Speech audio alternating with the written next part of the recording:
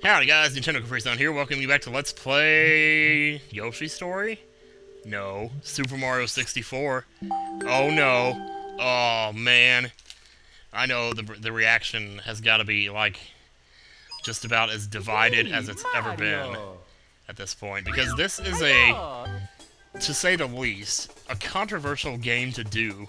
Mainly because it is one of the most overdone games in the history of LPs. In fact, I've said this before numerous times, that it was my reason for not doing it. And 2 years ago, I would have said that very much so. But the fact is that in the last, well, at least in my experience, in the last few years, I haven't really seen that many LPs of it. So, I think I'll just go ahead and take this opportunity to Dear Mario, do the game myself if I can stop hiccuping. Yours truly, Princess Toadstool. Peach. Sorry for talking over the cutscene there. I know that was very riveting, very dramatic cutscene, you know, because Mario wants to have his cake, and he wants to eat it too. But you can't necessarily have your cake and eat it too, you know, that's just not right. It's not morally right, or physically capable, or doable, or anything. Here's Lakitu the cameraman. He's Maximilian Pegasus!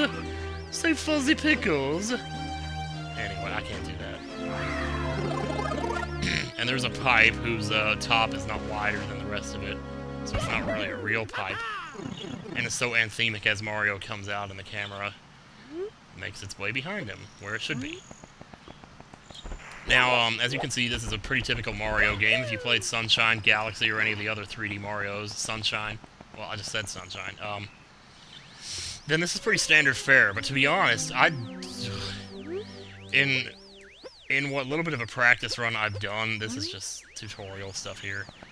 I've had quite a bit of a time with this game, because I tell you, you don't have flood or spin jump or anything to protect yourself if you make a bad jump.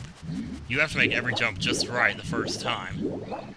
Now there's stuff around here that'll become important later. There's signs you can read, and, you know, whoops, oh, that's not very...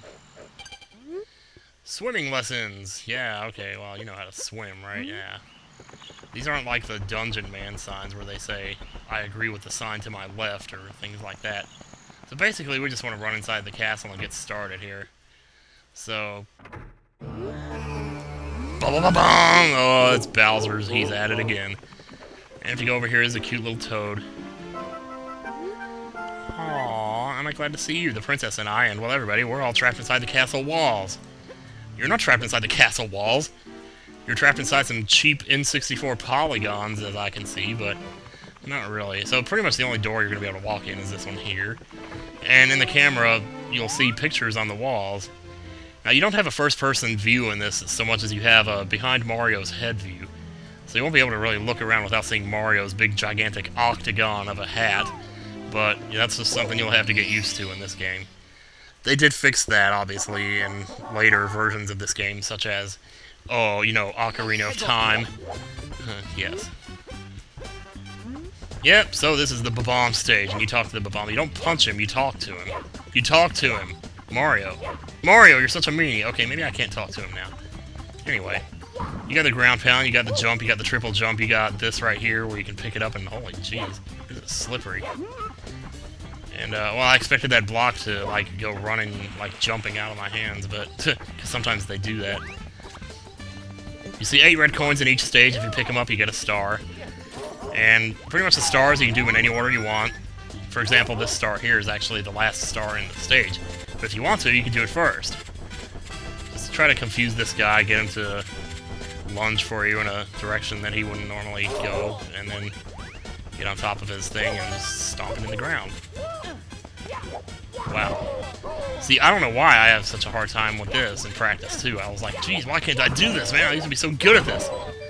Yeah, I freed him, with 1 speck of life remaining. Let's hope he doesn't kill me in the cutscene. Boing! And the little black ball just flies over the wall, and there we have our first star. Here we go! And that's where it all started. Here we go. Started right here with Mario 64. 1996, as I've claimed before, one of the most boring years of my life. And in a way, I think that almost ruined this game for me, because I don't know why, but even now when I play it, it feels like there's something missing. And maybe it's just that they've done such a good job of, you know, of remaking, like, you know, adding features to the future installments of the game, like Flood. I mean, I'm not here to say that Flood was the greatest thing ever, but damn, it sure was nice to be able to break your falls when you had problems, or even the spin jump, you know, there was stuff like that. And, bull! Yeah, there was just, some crazy stuff. A lot of times you walk around in the flowers, you'll see coins, and this is another thing, like these coins. Notice how they didn't show up on the screen until you got really close to them? That was something that in the later games, you could see them from really far off. And in this game, sometimes it even goes so far as to become an issue when you can't see the coins, because you're looking for 100 coins to pick up one of the 7 stars, and you can't get it, you don't know where they are, and it's like, well, I checked over there, but you just didn't check closely enough. And then that becomes like, you know, an annoyance. A minor annoyance, but still an annoyance. I didn't have much going on at this point in my life when I got this game. I was working at Golden Pantry, I barely had time to play it. But I played the living heck out of it anyway, so I pretty much know everything there is to know. Well, I don't know if I know everything there is to know, but yeah. And of course, the famous boss battle, where I'm sure every single person who's ever played this on their first time through tried to toss him off the edge, thinking that was how to beat him. Because it seems like that would work, but no. You just have to toss him to the ground, like so, just make him land hard. Because apparently his butt's so heavy that it hurts to land. It would hurt me to land. Like last time I went roller skating, I fell flat on my ass one time, and it hurt! I'm telling you, it hurt like hell! And this starts going really fast, but you have to like give him a chance to walk straight for a little bit, then he slows down. That happens sometimes.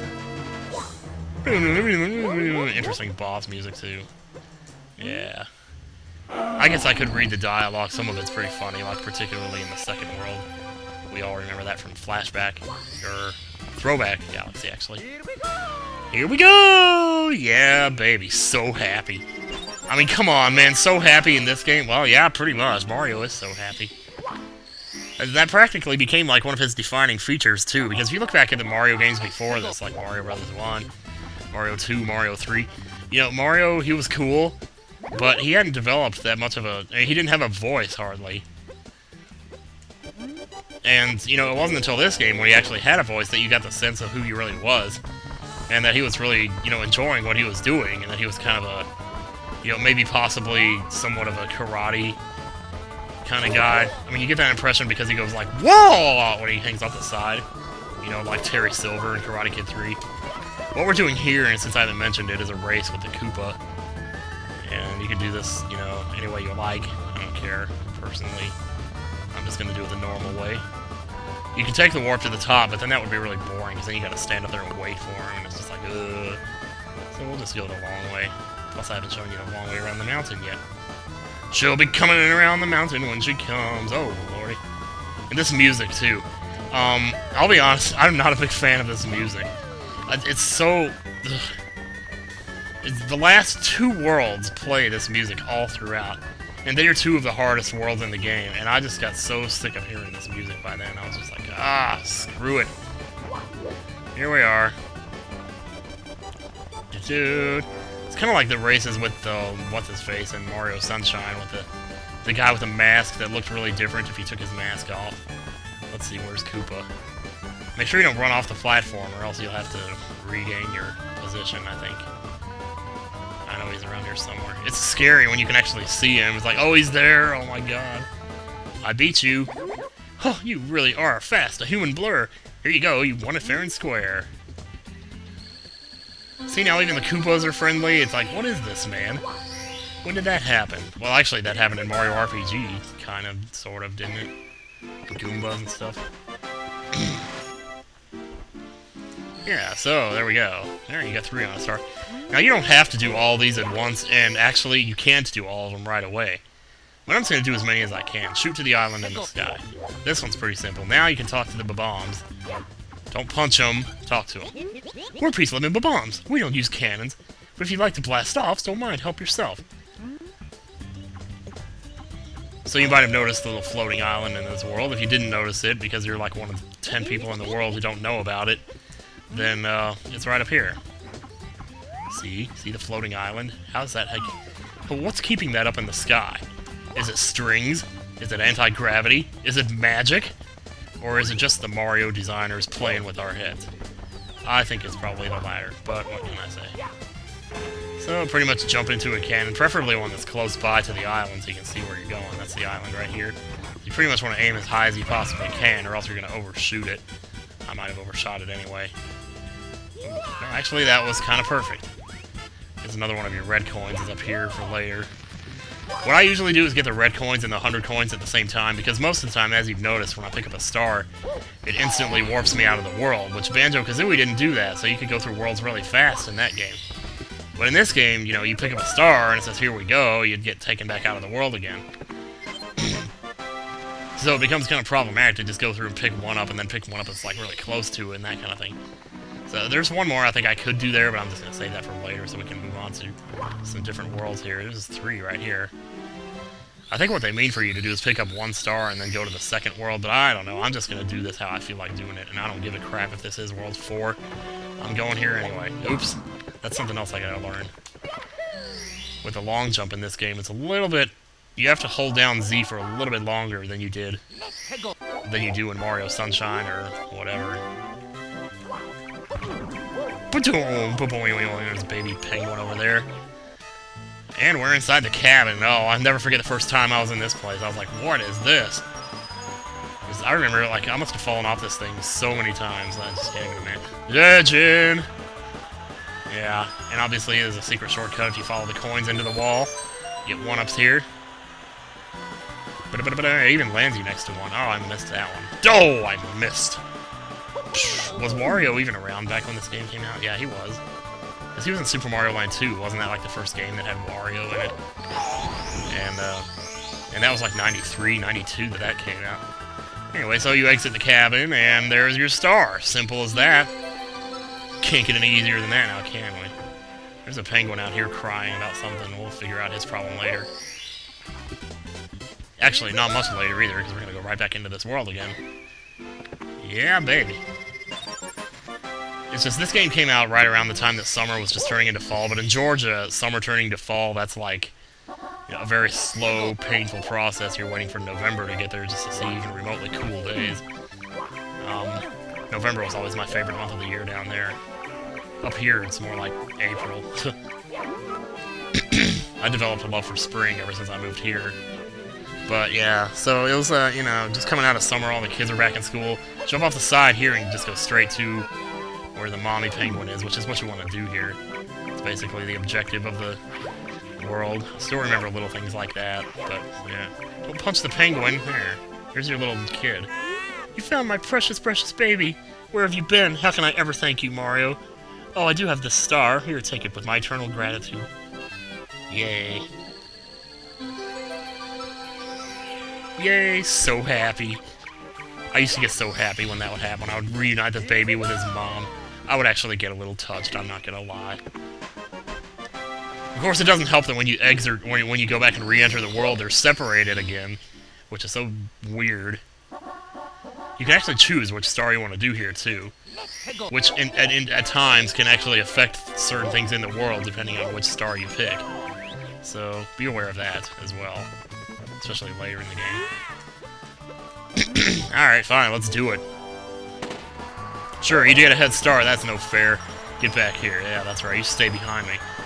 There's a point in this race where he... Holy crap. I didn't mean to do that, dude. I seriously didn't. Wait, no, get the camera back behind me. Well, I'm going backwards. Jeez! Jeez! Jeez! Jeez! Jeez! Jesus! Okay. Thankfully, dying is fairly fast in this game. You just fall out of the picture, jump back in.